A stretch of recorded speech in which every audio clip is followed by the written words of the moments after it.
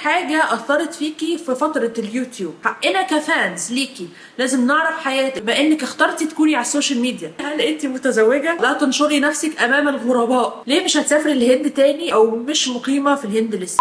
هلو جايز، ويلكم باك تو ماي شانل. زي ما وعدتكم الفيديو اللي فات، الفيديو ده هيكون اسئله. الفيديو اللي فات كان اول فيديو بعد غيبه طويله جدا عن اليوتيوب، وطلبت منكم انكم تسالوني كل الاسئله اللي تيجي على بالكم، سواء حاجات عن اللي فات او اللي على اللي جاي، وانتوا بصراحه ما قصرتوش خالص.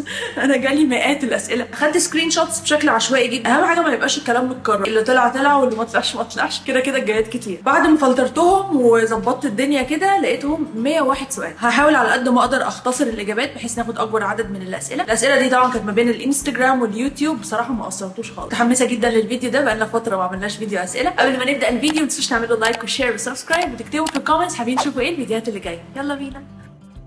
اوكي، زي ما قلت لكم جالي اسئله من انستجرام واسئله من اليوتيوب، فهاخد انستجرام الاول عشان دول ضيوفنا، انتوا اصحاب القناه. فهخلص انستجرام الاول، هما تقريبا قد بعض في الاسئله، وبعدين هاخد بتوع اليوتيوب. وطبعا الترتيب عشوائي تماما، انا مش هفكر ايه اللي هيتقال الاول وايه اللي هيتقال في الاخر. الفيديو هيبقى على بعضه كده. مش متخيله هجاوب على 100 سؤال. اوكي، السؤال الاول معانا روان سليمان من اسكندريه. تعملي فيديوهات سفر تاني لدول غير عربيه؟ اكيد يا روان، بس عايزه اقول حاجه على موضوع السفر ده. طبعا اللي متابعني من زمان او متابعني مؤخرا عارف ان القناه بتاعتي بتحتوي على 3 انواع من المحتوى: سفر، اكل، شوبينج. هم دول ال3 محتويات اللي انا بقدمهم على القناه. المحتوى الاساسي في القناه هو السفر. لما ما بيبقاش فيه سفر بيبقى فيه شوبينج والاكل، او بيبقى فيه شوبينج والاكل جوه السفر، يعني بروح بلد وبصور فيها الشوبينج او الاكل اللي فيها. ولكن خلينا صراحه مع بعض، الموضوع بقى صعب جدا ومكلف جدا ان الواحد كل شويه يسافر بلد يصور فيها. انا ما عنديش لا الوقت ولا الطاقه ولا الامكانيات خالص ان انا اعمل ده كل شويه. يعني ممكن سفريه او سفريتين في السنه بالكتير، لكن مش هقدر ان انا زي الاول كل شويه احط لكم محتوى في بلد شكل. احنا غطينا مع بعض بلاد كتير قوي الحمد لله، وما سبتش بلد غير لما نفضتها حرفيا، من الاكل للكالتشر للديانات للماركتس كل حاجه عن البلد كنت بوريها. فالحمد لله البلاد اللي غطيناها حلوه قوي. مش هننتهي على كده، لسه في بلاد ان شاء الله كتير جايه، ولكن حابه ادخل نوع جديد من المحتوى لسه ما حددتش شكله بالظبط، بس هيبقى زي الفيديو ده. يعني ان انا افتح موضوع اناقش معاكم فيه، سواء هو موضوع نفسي، موضوع عن السفر، موضوع عن التجارب، اي حاجه في الدنيا. حابه ان انا افتح موضوع اناقشه معاكم، ومن تعليقاتكم او من الانستجرام بوست بتاعتي هاخد اجاباتكم ونتناقش مع بعض فيها على القناه. هو ده اللي انا ناويه ازوده على محتوايا. السفر والاكل والشوبينج هيفضلوا زي ما هم، بس هنضيف عليهم كمان المحتوى ده، لان ده محتوى حاسه ان هو لايق قوي عليا ولايق قوي عليكم. يعني حاجه احنا متعودين نعملها مع بعض اوريدي، ولكن بشكل غير مباشر. حاسه ان دي حاجه يعني هتبقى جديده، بس يعني لايقه علينا لان احنا عملنا ده قبل كده كتير. ممكن الحاجه دي تبقى على السفر، ممكن الحاجه دي تبقى على الشوبينج، ممكن الحاجه دي تبقى على الاكل، ولكن ممكن تبقى على مواضيع تانية كتير زي الحاجات النفسيه، التشجيع، التجارب، مين اتسرق قبل كده، مين اتنصب عليه قبل كده. نفتح مواضيع كتير مع بعض ونتناقش فيها، وزي ما قلت لكم ان شاء الله حاسه ان المحتوى ده هيعجب ناس كتير. فردا على سؤال روان، هتعملي فيديوهات سفر تاني لدول غير عربيه؟ يا روان ان شاء الله. هنروح معيد ليه اوله من الاسبوع الجاي ان شاء الله هنبدا فيديوهات السفر الجديده. يو جوجو، مفيش سؤال بس بحبك لانك طبيعيه. شكرا.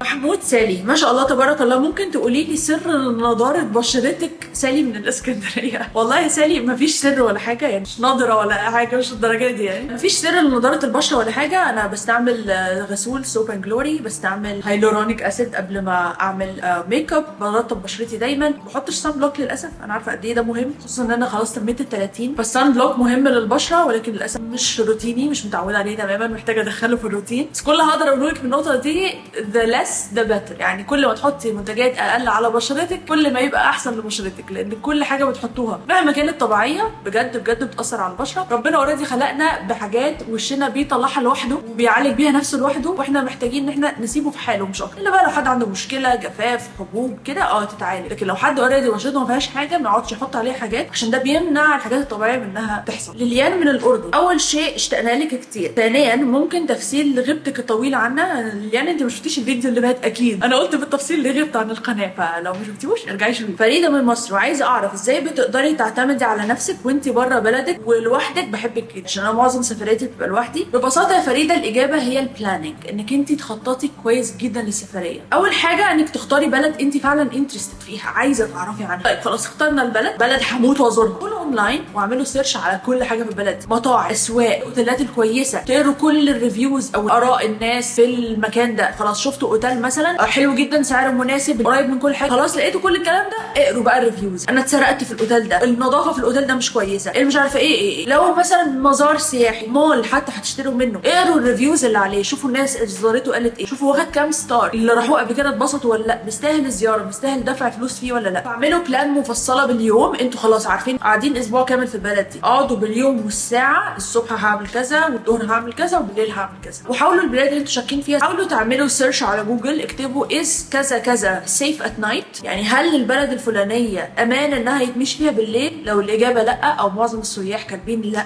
بلاش تنزلوا بعد الغروب، او لو هتنزلوا يبقى معاكم حد وتبقوا قريبين من الاوتيل بتاعكم. اوكي، السؤال اللي بعده من نسرين عادل. السلام عليكم، ازيك يا نهله؟ انا في اخر سنه كليه صيدله، ما بحبش الكليه ونزلت تدريب في صيدله وما ارتحتش، مش قادره احدد انا عاوزه ايه بالظبط، بس مش عاوزه صيدله، هل ده عادي؟ انا مش عندي هدف معين لحد دلوقتي. عادي جدا، عادي جدا يا نسرين، عادي جدا ان الواحد يدخل كليه وبعدين يحس انه مش بتاعتي. هنعمل ايه؟ هنكمل دراسه في حاجه تانية، سواء هي دراسه فعلا يعني كتب بقى ومذاكره وكده، او هتخشي انترنشيب، يعني ان انت تجربي تشتغلي في حاجه ما لهاش علاقه بمجالك او ليها علاقه بمجالك من بعيد. يعني انت مثلا مش حابه صيدله، ممكن تجربي مثلا جرافيك ديزايننج، عادي جدا تجربي انترنشيب. الانترنشيب دي بتبقى شغلانه بس من غير فلوس لمده مثلا 3 شهور 6 شهور او سنه، شركه بتشغلك من غير مرتب علشان يعلموكي وفي نفس الوقت تخدميهم بشغلك اللي انت اتعلمتيه. حاجات ساعات بتبقى جوه مصر او جوه بلدك يعني، او بره، ممكن تروحي زي ما انا عملت كده مع ايسك، انك تسافري مع منظمه وتشتغلي بره وتتعلمي معاهم حاجه جديده، مش عشان قعدتي 4 سنين او 5 سنين بتدرسي حاجه معينه هتضيعي باقي عمرك 50 سنه الجايين عشان 4 سنين درستي، مش منطقي ابدا. اوكي، السؤال اللي جاي من همس او اتش ام اس. كنت غايبه عنا كل ده فين؟ وحشتينا. شفتيش الفيديو اللي فات؟ ادخلي شوفيه، شرحت ليه انا غبت عن اليوتيوب. اوكي، السؤال اللي جاي من سندس. شو بتلخصي حياتك في كيرلا؟ كيرلا دي ولايه في الهند، من ناحيه المكان وناس. سندس من الاردن، بحبك كتير،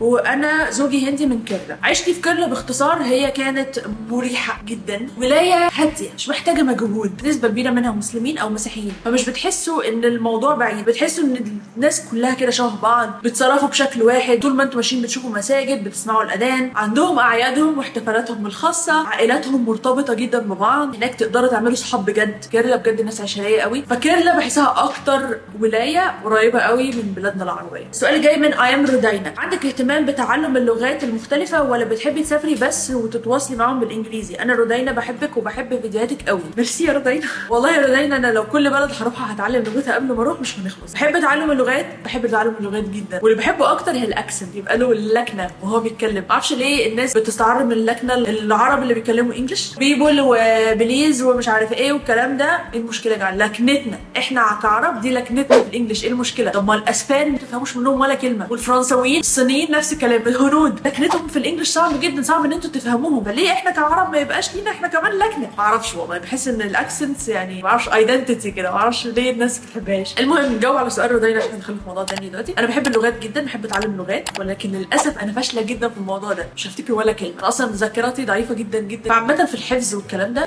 ادوني 3 4 ايام مش هفتكر حتى اقول الارقام والحروف، مش هعرف، جربتها كتير قبل كده. لو انا عايشه في بلدها بقى فهتعلمها وامارسها. مع مكاوي. بصراحه انت الان عيونك منوره وحاسه انك حابه حياتك في الوقت الحالي. الحمد لله حابه حياتي طول الوقت الحمد لله. فهل هذا بسبب شعورك بالحريه اكتر ولا تغيير نمط حياتك؟ مفيش حاجه اتغيرت في نمط حياتي، في حاجات اكيد جديده حصلت وحاجات في تغييرات في حياتي، الواحد طول ما هو عايش بيحصل له حاجات في دنيته، ولكن شدتني حته شعورك بالحريه دي.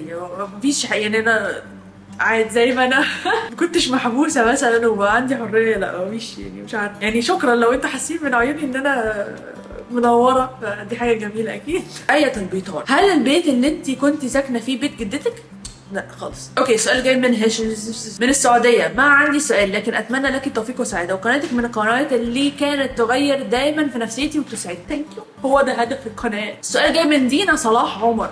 عندك كام سنه؟ اسمي دينا من فلسطين. عندي 30 سنه. اوكي، السؤال جاي من داليا يوسف 129. مش سؤال بس بجد، انت كنت محرك ايجابي لحاجات كتير حلوه حصلت لي، يا ريت تكملي يا نهوله الحلوه وما تختفيش تاني. حاضر والله هحاول ما اختفيش تاني. السؤال الجاي من دينا بالي 84. غيرتي شغلك وازاي تقدري تبني كارير ناجح؟ هل اليوتيوب فرق معاكي في انك تلاقي فرصه شغل كويسه؟ اليوتيوب ملوش اي علاقه بان هو اداني فرصه مثلا زياده في الشغل خالص، بالعكس انا بحاول ما اقولش للناس وانا بعمل انترفيو انترفيو ان انا عندي يوتيوب شانل، عشان ساعات بيبقوا اللي هو حاسين ان طب افرض عملت فيديو في الشركه، افرض لو عملنا معاها مشكله، عملت لنا احنا مشكله على السوشيال ميديا. موضوع انك يبقى عندك قناه او حاجه على السوشيال ميديا ده مش بيبقى مفيد في اوقات كتير خالص. بقى غيرت شغلك ازاي؟ هو ان انا كنت بنزل انترنشيبس، كنت بجرب بقرا عن حاجات، كنت بخش انترفيو بقلب جامد مع اني ولا دارسه ولا عارفه ولا اي حاجه في الدنيا، بس كنت بقى عندي استعداد ان انا اتعلم حاجه جديده، وبقى عندي استعداد ان انا اوريهم ان انا اقدر اعمل ده. بس قبل ما تروحوا اي انترفيو تغيروا فيه كارير او كده، اقروا عنه كويس جدا عشان ما تحسسوش اللي قدامكم ان انتوا ابيض، يعني انتوا مش نافعين.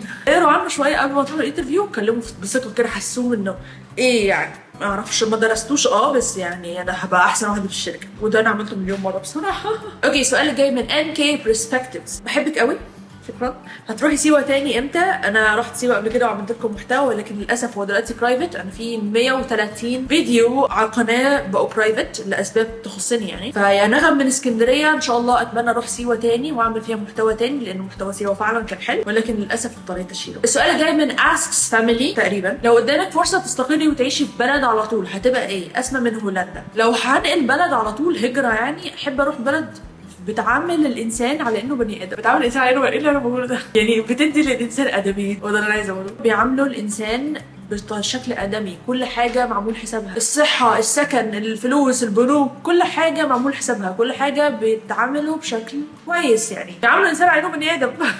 هي جمله غريبه بس هي بجد يعني. انا مش عارفه اختار بلد بصراحه، او بلد عربي يعني. احب ان انا عشان انا قعدت فتره كبيره في الهند، فاحساس ان انتوا الوحيدين العرب الموجودين في المكان ده احساس يزهق مع الوقت يعني. يا جماعه بقى والنبي، مهما كان اللي حواليكوا شبهكوا، لا والنبي يعني محتاجين بقى ايه شويه كده يعني، شغل العرب ده. ولو ان الهند برضو كان فيها عرب كتير، وانا نقلت منطقه كان فيها عرب كتير، بس ما اعرفش يلا ما علينا.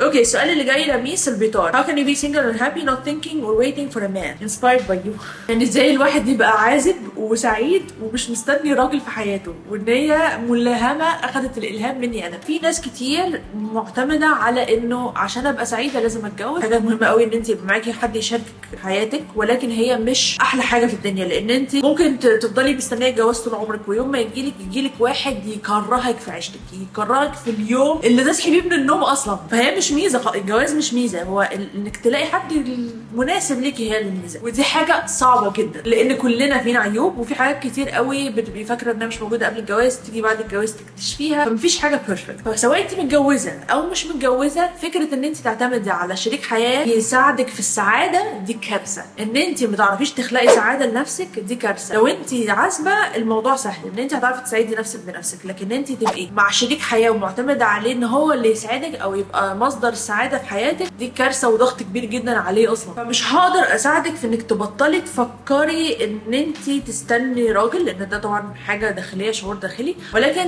انك تبقي سعيده انك عازبه الموضوع سهل. دوري على اللي بيساعدك ما بينك وبين نفسك من غير عوامل خارجيه، يعني مش صحابك، مش اهلك، مش شريك حياه، حاجه انت بتعمليها ما بينك وبين نفسك. انا بالنسبه لي مثلا اليوتيوب ده حاجه بتساعدني، مثلا ده اكزامبل، اني اطبخ حاجه بتساعدني، اني اتعلم لغه حاجه بتساعدني، اني اروح الشغل حاجه بتساعدني، حاجه انت بتقدري تعمليها وانت لوحدك، زي السفر مثلا، انك تسافري بلد لوحدك، سولو ترافلينج، دي حاجه بتساعدك، مش محتاجه معاكي حد عشان تبقي سعيده. امسكي في الحاجه دي، تعلم حاجه جديده، اي حاجه في الدنيا دوري على الحاجه دي ومش امسكي فيها، وما تبقاش طبعا حاجه واحده، تبقى اتليست 10 حاجات، لان الواحد بيمل وبيزهق وهكذا. دماغك هتتشغل عن القصه دي خالص، وساعتها ايا كان بقى هيجي واحد يشاركك الحاجه دي او مش هيجي، في الحالتين انت سعيده. بس ايه رايكم في الديكوريشن اللي ورايا ده؟ حاولت اعمل حركات وبتاع، حطيت بقى درع اليوتيوب والبتاع اليوتيوب اللي بعتوها لي شورتس، مش هتكلم على دي، مش هتكلم عليها عشان الفيديو اللي جاي، تعرفوا الفيديو اللي جاي. اوكي، السؤال اللي جاي من لميس بيطار برضو. I want to be a digital nomad. Any advice on where and how to start in my 30s؟ ايه رأيك في شفت كارير في اواخر الثلاثينات، وازاي نعرف ان ده قرار صح؟ هي شكلها حابة انها تغير كاريرها وهي في اواخر الثلاثينات، وهي نفس الشخص اللي مش مستني ان هو يرتبط، فانا كده ربطت الدنيا ببعض. عادي جدا انك تعملي شفت كارير في اخر الثلاثينات، ده انت لسه في الاول اصلا، عادي جدا. ونفس الكلام اللي قلته للبنت اللي كانت في صيدلة اخر الثلاثينات التلاتينات دي يعني قعدت مثلا 15 سنه بتشتغل نفس الشغلانه. مش معنى انك قعدتي 15 سنه بتشتغلي نفس الشغلانه انك هتقعدي ال 15 سنه او لا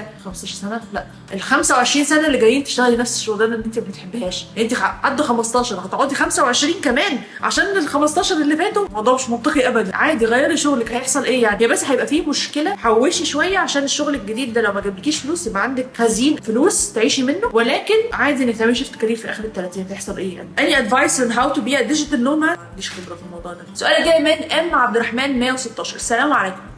هل انت حاليا عازبه؟ سؤال جاي من دكتور روضة سامي. ايه اكتر حاجة اثرت فيكي في فترة اليوتيوب؟ فروم بورسعيد. ايه ده؟ بلد بابايا. اكتر حاجة اثرت فيا في اليوتيوب كتير قوي، يعني لما بروح مكان اصور فيه واتعلم حاجة جديدة وانا بحضر للفيديو، فكرة ان انا اعمل كونتنت في مكان جديد، اتعلم حاجة جديدة عن ثقافة بلد، اكسبلور معاكم. انا زي ما انا بعلمكم الحاجة دي انا اتعلمتها قبلكم ب 10 دقايق عادي جدا، انا مش مولودة بعرف كل حاجة في الدنيا. ففكرة الاكسبلورنج انا بسبب اليوتيوب اكتشفت حاجات كتير قوي في الدنيا، السفر والمرمط، وقدرت ان انا اتعامل مع ناس واعمل صفقات. مثلا مكان ممنوع فيه التصوير فاعمل صفقه مع الراجل انه اصور في المكان ده، اقنع حد انه يصور معايا، زي الفيديو اللي عملته عن الكشاك في مصر، الكشك مصري، ما اعرفش شفتوه ولا لا، هبقى اسيبه لكم في الديسكربشن بوكس. يعني حاجات كتير قوي اتعلمت من اليوتيوب، حاجات كتير قوي فرق قوي قوي في حياتي. اوكي السؤال اللي جاي من ام كي اس اي. هتروحي تركيا تاني؟ ما اعتقدش. تركيا مش من البلاد اللي استهوتني قوي بصراحه، رحتها مره وعملت لكم محتوى كتير جدا عنها في القناه، ولكن اروحها تاني ما اعتقدش بصراحه. يعني اني اروح بلد جديده هيبقى اولى بالنسبه لي بكتير ان انا اروح تركيا. سؤال جاي من بوبا. وحشتيني قوي يا نوني، قلقتيني عليكي بجد، عودا حميدا. شكرا. سؤالي بقى، ليه اضطريتي تعزلي اصلا؟ انا هبه من بورسعيد. انا عزلت علشان اسرتي عايشه هناك، فاضطريت انقل من القاهره للجيزه ببساطه.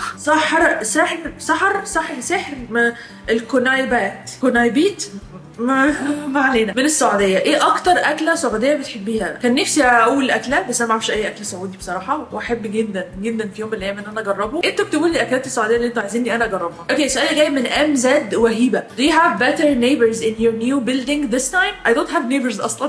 ما عنديش جيران، عايشه في حته منعزله شويه. اوكي سؤال جاي من سنو وايت كورن. كان نفسنا تكملي كلام عن الديانات المختلفه في الهند. ليه كان نفسنا؟ هنكمل كلام عن الديانات المختلفه، مش لازم في الهند بس. كانت حلوه حلقات الديانه السيخيه قوي. شكرا. دي من اكتر الفيديوهات اللي بحبها على القناه، وبعتبرها من الفيديوهات الناجحه جدا على قناتي الحمد لله، وثريه بالمعلومات. فيديو الديانه السيخيه وفيديو الكشك ده هم اكتر فيديوهات بحبهم على قناتي. في فيديوهات كتير بحبها بس دول اكتر اتنين.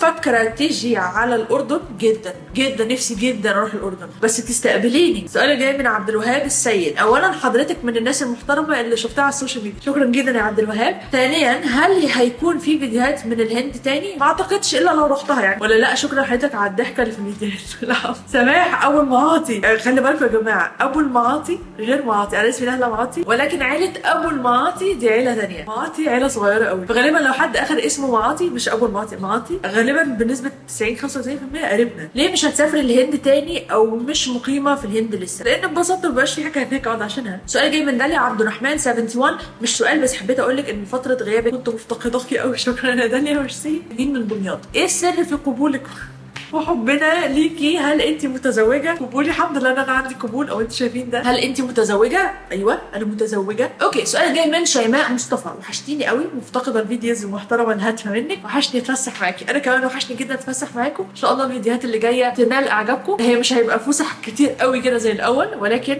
هنتفسح اكيد مع بعض وهنكتشف الحياه والدنيا مع بعض. السؤال جاي من ذا ار احمد. ايه ده رحمه؟ if you would give up all your wishes for only one wish to come true، يعني لو هتفقدي كل الاماني اللي في الدنيا هتتحقق لك امنيه واحده بس، ايه هي؟ وات وود ات بي؟ لو هتخلى عن كل الاماني اللي في حياتي وهطلب من ربنا امنيه واحده بس وتتحقق، هي الاستقرار. ان انا ما يكونش في حياتي دوشه او اذى او ازعاج او مشاكل. انا عايزه اكون حياتي مستقره في هدوء في سلام نفسي، عايزه ستيبل لايف. هي دي امنيتي الوحيده. اوكي السؤال جاي من جوليانا. لو خيروك تروحين لدولتين او مدينتين ايش تختارين وليش؟ الهنوف مكه. اسمك الهنوف يعني مش هنوف بس، اول مره اسمع الاسم ده. لو اسم مألوف في السعوديه قولوا لي في الكومنت. موضوع انترستنج قوي. اكتر بلد نفسي اروحها في حياتي هي اليابان، اعتقد اللي متابعني هيعرف ده. دي امنيه حياتي بجد، فدي اكيد اكيد دوله رقم 1. دوله رقم 2 اعتقد هتبقى ايطاليا، ودي من البلاد اللي انا ضفتها على لستة الاماني بتاعتي من قريب. ليه؟ لاني اكتشفت انها مجمعه حاجات كتير قوي من الحاجات اللي انا بحبها، مجمعه الطبيعه، مجمعه الناس، مجمعه الثقافه، مجمعه الشوبينج، الماركتس، كل الاكل الغريب او الاكل الحلو والطعم. ايش الاكله اللي استغربتيها من اي دوله وحبيتيها ولها مكان في قلبك؟ جربت في البلد اللي جايه اللي انا مش هقول لكم عليها لسه، جربت الجمل، دي كانت من الحاجات الغريبه. جربت النعامه برضو في البلد اللي جايه. وكان في حاجه شائكه على التمساح، كان عندي فرصه قدامي يعني ان انا اجرب اكل التمساح ما بين حلال وحرام. في ناس بتعتبره ان هو حيوانات بحريه فعادي ان الواحد ياكله ومش حرام، في ناس بتعتبره حيوان بر مائي فلا يعتبر حرام ان هو يتاكل. فعشان في اقاويل حلال وحرام فقلت اخدها من قصيرها وما اكلوش، ما جربتوش بس كان نفسي قوي اجربه بصراحه. واكشلي من الحاجات الغريبه اللي انا جربتها برضو كانت في مصر، تعبان البحري جربته مشوي في اسكندريه، تحفه. من ضمن الحاجات الغريبه اللي انا جربتها. والاخطبوط، بس حاجه ثانيه جربتها الريتزا، جربتها في المغرب. الريتزا يا جماعه طعمها حلو جدا، خصوصا بتاعت المغرب عشان هي لان هم جنب المحيط، مش زينا عندنا بحر، عندهم محيط، فالاحجام عملاقه، كابوريا كبيره، جمبري كبير، الريتزا كل حاجه عندهم كبيره. فانا مش هنسى ابدا الموضوع ده، طعمها يجنن. اوكي كده خلصنا اسئله الانستجرام، ندخل على اسئله اليوتيوب. من سلطنه عمان، وحابه اوجه لك دعوه تيجي وتكتشفي عمان بتاريخها لو هتعزميني. اوكي موضوع ان انا اسافر دوله عربيه ده مكلف جدا، يعني فرق العمله فظيع، ومعالمها واكلها التقليدي بعاداتها وتقاليدها، وهذا تشريف. شكرا ليكي، اتمنى اكيد ازور عمان في يوم من الايام ان شاء الله. السؤال الجاي من ريري ياسو، متابعاني من الاول وبتحبني جدا، بس في الفتره الاخيره حسيتك انك غامضه شويه ومش بتحكي عن حياتك ولا بتعرفينا حاجه عنك. حقنا كفانز ليكي لازم نعرف حياتك بما انك اخترتي تكوني على السوشيال ميديا. سوري مش من حقك خالص، مش معنى ان انا اخترت ابقى على السوشيال ميديا يبقى انت من حقك تعرفي عن حياتي ابدا. اضافه اخيره كمان بتزعلني منك، اي حد يسالك عن حاجه في الكومنتات مش بترد، دي حريه شخصيه، من حقي ما اردش. ده اسمه عدم تقدير، لا اسمه احترام لنفسي انا، وده بقى بيزعلني منك بصراحه. لا يا ريري ياسو ما تزعليش مني، لان ده من حقي انا، زي ما انت شايفه ان من حقك انك تعرفي حياتي الشخصيه وانك تدخلي في حياتي وتساليني اسئله خاصه. من حقي انا كمان ان انا احمي خصوصيتي، ما اتكلمش عن حياتي الخاصه او حياتي اللي انا مش عايزه حد يعرف حاجه عنها، واقدم لكم حاجه تفيدكم انتوا. ما اعتقدش ان حياتي خاصه هتفيدكم انتوا بحاجه. وفي حته بس استوقفتني، هي بتقول مش بتحكي عن حياتك ولا بتعرفين حاجه عنك. هو انا من امتى اصلا بعمل كده؟ اي نعم في حاجات بتستشفوها من الاحداث بتاعت فيديوهاتي ان انا سافرت او رحت او جيت او كده، بس عمري لا اتكلمت عن حياتي الخاصه ولا وريت بيتي، عمري ما دخلت حياتي الخاصه في القناه. فاولا ليه حاجه ادخلها دلوقتي؟ ثانيا حتى لو هنفترض سواء انا او اي حد على السوشيال ميديا كان بيدخل حياته الخاصه وقرر يغير ده، وقرر في يوم من الايام ان انا لا انا مش هحط وشوش عيالي مثلا على السوشيال ميديا مع اني انا مش مخلفه اصلا، او انا مش هطلع عيلتي معايا على السوشيال ميديا، قرر ده يعني خلاص غير محتواه عادي. ده لو افترض اصلا ان انا بعمل كده من الاول، فما بالك ان انا اصلا ما بعملش كده. فلا مش من حق حد ان هو يسال سؤال مش من حقه يعرفه، وانا من حقي جدا ان انا احمي خصوصيتي واحمي نفسي من الاسئله اللي بتخترق خصوصيتي. فطبعا انا عامله كل حاجه اقدر عليها ان احنا نبقى قريبين من بعض، برد على كل الاسئله اللي ينفع يترد عليها، سواء حاجه حصلت لي في حياتي، تجربه شخصيه، مشاعر، تجارب انا عشتها سواء مؤلمه او لا، كل حاجه انا بشير معاكم على السوشيال ميديا، ولكن في اطار وفي حدود اللي ينفع يتقال. اي حاجه بره الاطار والحدود ده انا بعتبرها انتهاك لشخصيتي. انتوا عارفين حاجات كتير قوي عني، يعني مش قافله الدنيا خالص، في نفس الوقت في حاجات لا مش حابه اتكلم فيها، ودي حاجه ترجع لي انا، حريتي الشخصيه. فلو سمحتي بعد اذنك اعطيني حرياتي، اطلق يديا. يا ريت يس انا مش موافقاكي خالص. السؤال الجاي من ماجي محمد، الفيديو حلو قوي والاكل شكله لطيف، كنت حابه اسالك يا لهنا معلش، هي لبنان بتحتاج تصريح امني ولا لا؟ هي قصدها بالنسبه للمصريين، والاجابه لا، لبنان ما بتحتاجش تصريح امني ولا بتحتاج ال 2000 دولار اللي كان لازم يبقوا معاكم زمان. ده طبعا 2000 دولار بقت حاجه مستحيله دلوقتي، مين معاه 100000 جنيه يسافر بيهم لبنان يوريهم لهم في المطار؟ مستحيل. فلا بتحتاج فلوس ولا بتحتاج تصريح امني. منى فرجاني بتقول انا عمري ما فهمت لك ليه عمرك ما قلتي حاجه مفيده، مش عارفه انا فهمت الفيديو بتاعك ليه. اولا يعني لو مش عايزه تتابعي فيديو ما تفتحيش الفيديو، او ممكن تعملي ان سبسكرايب يعني تلغي متابعتك. في حاجه اكتر من الان سبسكرايب كمان، ان انت تدوسي على الثلاث نقط اللي جنب الفيديو وتقولي not interested in this content، محتواي ما يطلعلكيش تاني اصلا ابدا على اليوتيوب. اي حد مش عاجبكم اعملوا not interested in this content، مش هيطلع لكم تاني ابدا. ولو انا محتواي مش عاجبك الغيني. اما بالنسبه عمري ما قلت حاجه مفيده، انا عمري ما قلت حاجه مفيده يعني سفر كل البلاد دي وبعرفكم كل ثقافات البلاد دي والديانات وثقافه بلدنا احنا والاماكن السياحيه وكل الحاجات دي والتجارب الشخصيه وكل الكلام ده، كل الكلام ده مش مفيد بالنسبه لها، مش مفيد. مش عارفه والله يا جماعه الناس اللي بتكتب الله علينا. السؤال جاي من محمد ابراهيم. السؤال بقى، هل هو سواء انا بالتحديد او غيري استفدنا ايه سواء من حضرتك او من غيرك؟ انا شايف تضييع وقت. انا تابعت بلوجر كتير انا ما استفدتش حاجه، ده رايي مع احترامي لباقي الاراء. بما ان السؤال ده جه قبل كده هي نفس الاجابه، ممكن امنتج واحطهم جنب بعض بحيث ان هي نفس الاجابه، بس احلى حاجه ان الناس رد عليه مكاني. ربنا يخليكم ليا والله العظيم. مش عارفه لو انا مش محتوايا مفيد في ايه مفيد اكتر من كده، يعني مش عارفه اقول لك ايه بصراحه. اروح فين واجي منين؟ السؤال جاي من اميره صلاح. وحشتينا. شكرا. كنت لسه هدخل لك على الانستجرام واقول لك ارجعي لنا بقى، الحمد لله على السلامه، ما تغيبيش تاني عنا ومحتواكي اللي دايما مفيد. شكرا شكرا شكرا شكرا شكرا. حاضر. انا عفيف من المنوفيه، بحبك لانك محترمه. وسؤالي، تزوجتي ولا لسه؟ انا متزوجه. معلش عاوزه اطمن عليك. طمني يا حبيبي، انا متجوزه. ولو مش متجوزه مش طبيعي هتخافي عليا لو مش متجوزه. السؤال جاي من سوزان انيس. انت هتستقري في مصر ولا بره مصر؟ هستقر في مصر ان شاء الله يا رب، ما ابعد عنها ابدا تاني. ربنا يفرح قلبك ويسعدك ويسهل لك كل امورك، امين يا رب. شكرا. اللي جرب الغربه ويرجع لمصر مش هيحب تاني ابدا انه يتغرب، الا يعني لو في ظروف، ولكن لا انا مش حابه ابدا تاني ان انا اسيب مصر، حابه استقر هنا يا رب ان شاء الله ده يحصل. Arabic language 6107. ايه اكتر بلد سافرتيها حسيتي بالامان فيها؟ لو هنتكلم عن الامان الامارات اكيد. ولو هتعيشي بره مصر تختاري اي بلد؟ لو على طول هجره، انا جاوبت على السؤال ده قبل كده. لو هعيش فتره كبيره وهرجع، اليابان. نفسي قوي اجرب اني اعيش في اليابان. السؤال اللي جاي من اختك من السعوديه كاتبه كده، البلد اللي تقصديها اللي جايه ممكن تكون تركيا؟ لا مش تركيا، لان تركيا اصلا من البلاد اللي انا مش حابه ازورها تاني. حبيبتي يا نهله، الحمد لله على السلامه، وحشتينا. شكرا. انا عايزه اسالك انت شغاله ايه حاليا؟ انا ما بشتغلش دلوقتي، بس يوتيوب. السؤال اللي جاي من توته. اهلا يا نهله، نورتي القناه، بتابعك من البحرين. شكرا. السؤال اللي جاي من الاء شرف. جربي جينز من براند خطوه. سمعت كلامك يا الاء، رحت براند خطوه محل في مدينه نصر، والجينزات للاسف عندهم كلها فتح، وانا عايزه جينز غامق. انتهى بيا الامر ان انا جبت القميص اللي انا لابسه لكم النهارده ده، عجبني جدا، كله صور اطفال، حسيته انا قوي، حسيته شخصيتي، اي حاجه ملونه وعامله كده انا قوي. فهي رحت خطوه وسمعت كلامك بس ما لقيتش اللي انا عايزاه. انا حنين من مصر بلس، بحبك قوي، واعتقد الفيديوهات اللي جايه هتكون عن دبي. انا غطيت دبي 3 مرات على القناه، فلا المحتوى اللي جاي مش عن دبي، وما اعتقدش اني هسافر دبي اصلا قريب خالص، والبلد الجاي مش دبي. لا تسرعي الفيديو ليه؟ الكلام سريع بالراحه شويه شويه. انا كده لما بصور يوتيوب ببقى اكسايتد، ولما ببقى اكسايتد بتكلم بسرعه. اكتبوا لي اي حاجه ثانيه طلعت فيها غير قناتي هتلاقوني بتكلم بالراحه. انا اصلا في العادي شخصيه بتتكلم بالراحه،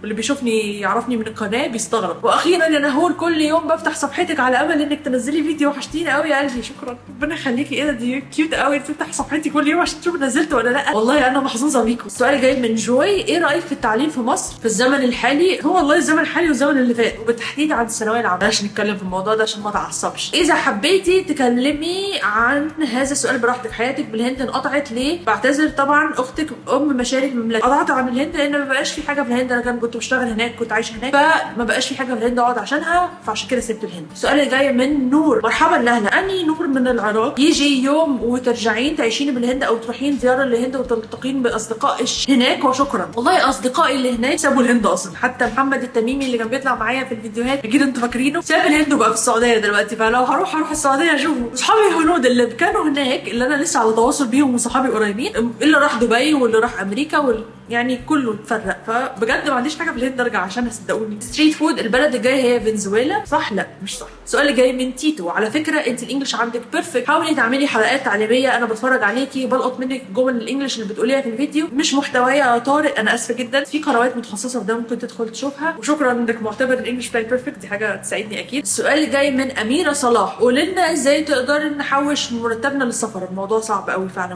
موضوع انك تحوش من مرتبك للسفر ده صعب جدا. وهل في سفريات تانية جايه ليكي وفلوجات سفر؟ عشان بحب المحتوى ده، في فلوجات تانية جايه للسفر ان شاء الله. ولكن ازاي الواحد يحوش من مرتبه للسفر؟ الموضوع صعب جدا، لان عاده المرتب بيبقى اقل من اللي احنا محتاجينه عشان نسافر. والاجابه هي انك توفري في السفريه، تدوري على طرق، وانا عملت لكم فيديوهات قبل كده ازاي الواحد يوفر وهو مسافر، وهعمل لكم فيديوهات جايه كمان ان شاء الله. وده الاسهل ان هو يتعمل، لان المرتبات في مصر مش قد كده. انا فاطمه من مصر، وكنت نسيتك خالص كانك مسافره، بس لما رجعتي اتبسطت الطفل بفرحه العيد، ويا رب من سعاده لسعاده. انت قتلتيني في اول حته من الكومنت، ساعدتيني جدا في اخره، فيعني مش عارفه، عندي ميكست فيلينجز يا فاطمه من الكومنت ده، بس شكرا على اي حال. سؤال جاي من دبليو الشربيني. اولا غيابك طال جدا مع ناس يحبوا المحتوى اللي بتقدميه، ثانيا بيعجبني انك مش بتدخلي حياتك الشخصيه. الحمد لله حد بيعجبني وما دخلش حياتي الشخصيه في اليوتيوب. اللي بتحبي تحكيه بتحكيه، واللي مش عايزه عادي. ثالثا انت ليه مش بتفكري تعملي البيزنس الخاص بيكي؟ ايدي على كتفك، يا ريت تستغلي شهرتك على السوشيال. مش حابه استغل شهرتي على السوشيال ميديا، بس اكيد حابه اعمل بزنس، اكيد حتى لو مشروع صغير. وليد الشربيني من المنصوره، اتمنى والله يا وليد اعمل بزنس خاص فيا يعني، بس من غير ما استغل شهرتي ولا حاجه. لين نورتي اليوتيوب، ده بنورك، ربنا يخليك، شكرا. انا تخميني البلد اللي زرتيها كينيا، صح ولا لا؟ مش هقول. اشمعنى كينيا يعني؟ غريبه دي. خمنتي كينيا، كينيا على اساس ايه؟ السؤال جاي من لبيس عمر. نهلتي نورتي اليوتيوب تاني، ما تغيبيش بقى. وفي الاول كده تعويضا على الفتره اللي فاتت، في الاسبوع 2 فيديو. ده انت بتعملي صفقه معايا، بتعملي صفقه، عايزه 2 فيديو في الاسبوع. الحمد لله احنا مواظبين على واحد، خلينا نواظب على واحد فتره، ولو استمرينا نعملهم 2. ليه لا؟ انا دايما احس اللي يقاطع عن قناته ويرجع بعد فتره يكون رجع لمصلحه، واشيل عنه المتابعه. يا ساتر يا رب، الا انت، شكرا. مهما غبتي بضل اتابعك واحب محتواكي وشخصيتك واتعلم منك كتير واحسك قريبه مني. شكرا والله العظيم، ربنا يخليكي. واتمنى ما تطولين الغيبه على اليوتيوب، او تكوني فعاله اكتر ببرنامج سناب مثلا او انستا. انا فعاله في الانستجرام. هاله سمير، هتستقري فين؟ هتستقري في مصر ان شاء الله. اي ثينك اتس ايران البلد اللي جايه، اتس نوت ايران. وجالي الكومنت ده كتير ان البلد اللي جايه ايران، مش عارفه ليه. يا امراه يا طيبه، لا تنشري نفسك امام الغرباء. ليه؟ ليه؟ تقبلوا مروري. ليه ما انشرش نفسي امام الغرباء؟ وانا بعمل حاجه غلط؟ ما الغرباء دول بيشوفوني في الشارع عادي. السؤال جاي من ريمان. العيشه في بنجلور جيده، وحابه اعرف التفاصيل من فضلك. العيشه في بنجلور جيده والشغل فيها كويس جدا. فيها مناطق كتير قوي فيها عرب زي كمانهالي. انصحك جدا انك تعيشي هناك، هتحسي انك مش في غربه يعني. كل الناس حواليكي يا من السعوديه، من اليمن، العراق، السودان، مصر يعني. كمانهالي لما قوي عرب كتير، كل المطاعم عربيه هناك، كلها مساجد. فالعيشه في كمانهالي لطيفه جدا لو هتروحي بنجلور. والعيشه في بنجلور مجزيه يعني، الشغل فيها كويس. واللي مش عارف ايه بنجلور هي مدينه في ولايه اسمها كرناتاكا، دي ولايه في الهند. انا عشت فيها فتره، فعشان كده بتسالني. نوره من السعوديه، ما هو سبب نقلك من القاهره للجيزه؟ جاوبت على السؤال ده. سبب هو ان اسرتي هناك عايشه دلوقتي. جريت جوب. اللغه الهنديه سهله التعلم؟ لا خالص، زي العربي بالظبط، صعب جدا. واذا ممكن يتعلمها الطفل بسهوله؟ ممكن لو طفل يعني. السؤال اللي جاي من رشا عبد الله. بجد كنت مفتقداكي جدا. عندي سؤال عن التكميم، كنت ناويه اعملها ولكن تاني مره بتراجع لان اصحابي اللي عملوها رافضين اني اعملها. انا عملت فيديو كامل عن التكميم، ممكن تدخلي تشوفيه، وممكن اعمل لكم فيديو تاني لو حابين. السؤال ده بقى، ده مش سؤال قوي على قد ما هو حاجه حبيت اوريها لكم. سو بتقول ان هي امانه، ان انا كنت بقول في الفيديو اللي فات لما ما بنزلكوش فيديوهات في اليوتيوب بحس ان انا خنت الامانه، ان انتوا عاملين لي سبسكرايب وانا مش بديكم محتوى، بحس ان انا خنت الامانه. افورت شويه انا في الفيديو اللي فات. فهي بتقول ان هي فعلا خيانه للامانه. للاسف سمعه اليوتيوب في مصر وحشه جدا، معظمهم متسولين ومش عارفين يكتبوا، داخلين يعملوا سبوبه. مش مهم بقى المحتوى اللي بيقدموا ايه، ودي حقيقه. طبعا كل واحد يعمل المحتوى اللي هو عايزه، بس حابه انه لو محتوى بيسيء لمصر او بيسيء للمصريين او اي شكل من الاشكال، عشان ده يختفي بطلوا تتفرجوا. يعني لو انتوا مش عايزين تشجعوا النوع ده من المحتوى الغير هادف او المحتوى اللي بيقلل من شكل المصريين قدام العالم، ما تتفرجوش. طول ما انتوا بتتفرجوا، طول ما هيجي لهم مشاهدات اكتر، كل ما هيستمروا اكتر، فالمحتوى ده هينتشر اكتر. اللي بيعمل محتوى مفيد هيبدا يعمل محتوى تافه عشان يواكب الموجود ويبقى فيه ربح، او يبقى فيه زي ما هم جايبين مصدر دخل. الموضوع بجد صعب قوي. كل اللي تقدروا تعملوه ان انتوا ما تشجعوش النوع ده من المحتوى بانكم ما تتفرجوش عليه. السؤال اللي جاي من ميادة. فعلا انا مرات بحس بالغدر من اصحاب القنوات اللي انا مشتركه فيهم لما ما بينزلوا فيديوهات. Welcome back to your channel. شكرا يا ميادة. ناردين، عايزينك تروح الهند تاني. واحده قالت هي مش عايزه.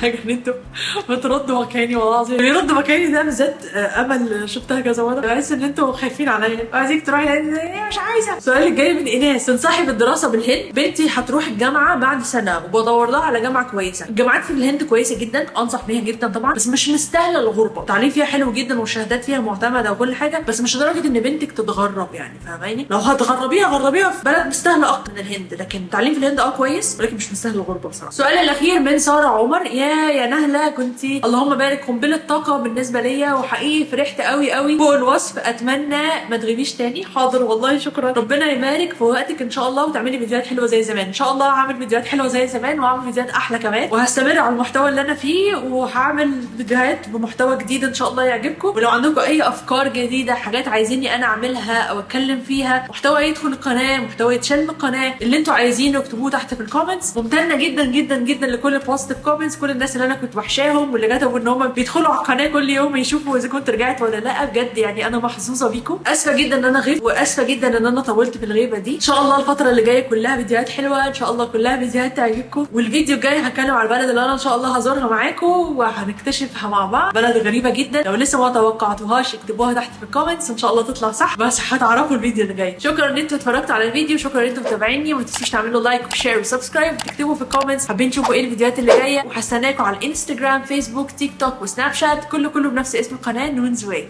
باي باي.